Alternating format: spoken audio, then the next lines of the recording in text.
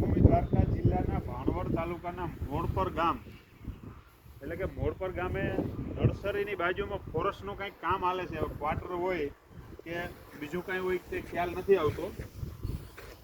તેનું જે મટીરિયલ છે આ પથ્થરો છે,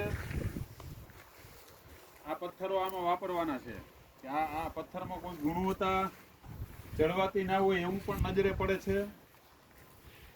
અને આ વિડીયો એટલે બનાવવો પડ્યો છે કે મોડપરની આજુબાજુના ગામમાં આ જે પથ્થરો છે આ પથ્થર આજુબાજુના ગામવાળા ક્યાંય પણ જાય તો ફોરેસ્ટ વાળા એમ કહે છે અહીં તમારે બળતણ લેવાના નથી, તમારે પાણા પણ લેવાના નથી. તો આ પાણા ક્યાંથી આવ્યા?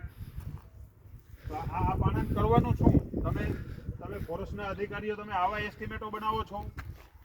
આ બતાવો કવડો ઢગલો છે. અને ખેડૂતો એક 5 પાણા લેવા આવે તો તમે એમ કહો છો કે અહીંથી લેવાય નહીં, આ ફોરેસ્ટની હદ આવે, આ બીજું, આ ત્રીજું, ફલાણું. તો આ પથ્થરનો તમારે ક્યાં ઉપયોગ કરવાનો?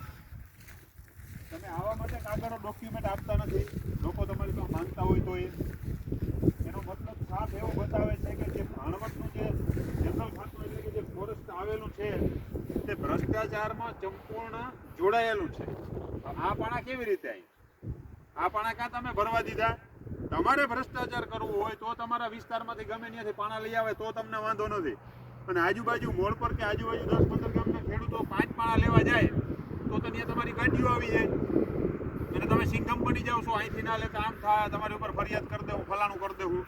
એક તમારે ડોક્યુમેન્ટ આપવા નથી, તમારે ભ્રષ્ટાચાર કરવા છે ફરી આવું તો આનો મતલબ સાફ બતાવે કે જે અહીંયા તમારું ખોદકામ કરેલું છે ત્યાં જ તમારે પથ્થરો વાપરવાના હશે.